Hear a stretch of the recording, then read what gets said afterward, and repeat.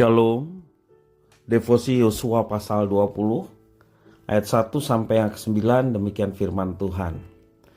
Berfirmanlah Tuhan kepada Yosua demikian, katakanlah kepada orang Israel begini, tentukanlah bagimu kota-kota perlindungan yang telah kusebutkan kepadamu dengan perantaraan Musa, supaya siapa yang membunuh seseorang dengan tidak sengaja, dengan tidak ada niat lebih dahulu dapat melarikan diri ke sana, sehingga kota-kota itu menjadi tempat perlindungan bagimu terhadap penuntut tebusan darah.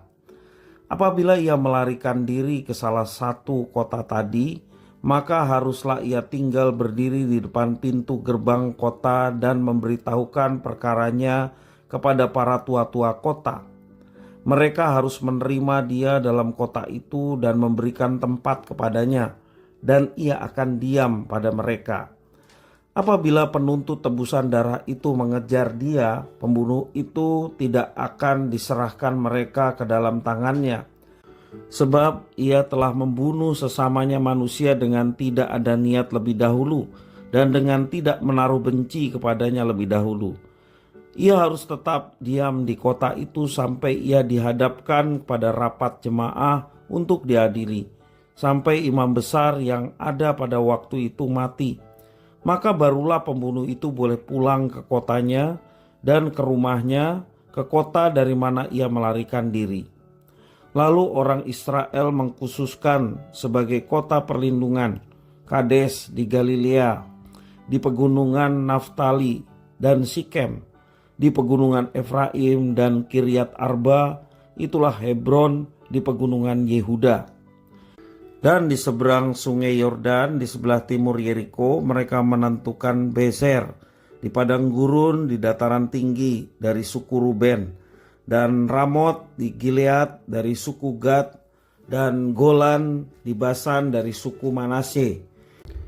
Itulah kota-kota yang ditetapkan bagi semua orang Israel dan bagi pendatang-pendatang yang ada di tengah-tengah mereka, supaya setiap orang yang membunuh seseorang dengan tidak sengaja dapat melarikan diri ke sana dan jangan mati dibunuh oleh tangan penuntut tebusan darah sebelum ia dihadapkan kepada rapat jemaah. Demikian firman Tuhan. Di bawah kepemimpinan Yosua, umat Israel menaklukkan Kanaan dan membagi-bagikan menjadi milik pusaka. Lalu Tuhan memberikan instruksi agar mereka menetapkan kota-kota perlindungan. Perintah ini sudah disampaikan sebelumnya kepada Musa.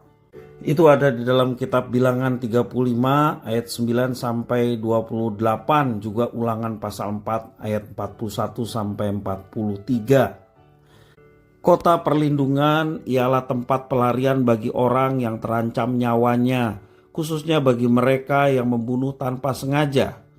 Keberadaan kota ini bertujuan menghindarkan kejadian pembalasan dendam sepihak ataupun penghakiman massa. Karenanya bangsa Israel mengkhususkan 6 kota di lokasi berbeda, di pegunungan, di padang gurun, di dataran tinggi, dan di seberang Yordan. Kota perlindungan diharapkan mudah dijangkau oleh mereka yang membutuhkan.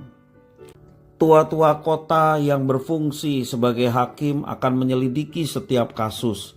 Jika seseorang terbukti bersalah, barulah hukuman dapat dijatuhkan dengan adil.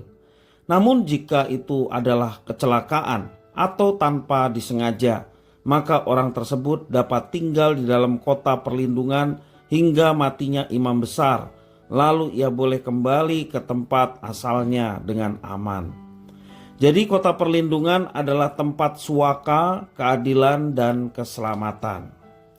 Konsep ini digunakan dalam banyak ayat di dalam Alkitab, khususnya dalam kitab Mazmur, untuk menggambarkan bahwa Tuhan Allah adalah tempat perlindungan sejati umatnya. Di dalam Perjanjian Baru mengajarkan kepada kita bahwa kota perlindungan kita bukanlah suatu tempat, melainkan satu pribadi. Siapa dia? Yakni Kristus. Di dalam dia kita beroleh pengampunan dosa dan jaminan keselamatan, sehingga Kristus adalah kota perlindungan kita. Kristus Yesus, dialah perlindungan kita yang sejati. Di tengahnya kita dipelihara secara sempurna. Mari kita bersandar kepada Kristus, menyerahkan hidup kita kepada Kristus, sehingga kita boleh mengalami perlindungan yang dari Tuhan, perlindungan sejati dan sempurna. Maka kita boleh mengalami keselamatan yang besar yang disediakan Tuhan kepada manusia yang berdosa, sehingga boleh mendapatkan pengampunan dan keselamatan. Itulah berkat terbesar yang kita dapatkan sebagai manusia berdosa, oleh karena Kristus yang melindungi dan menyelamatkan kita semua. Tuhan Yesus memberkati.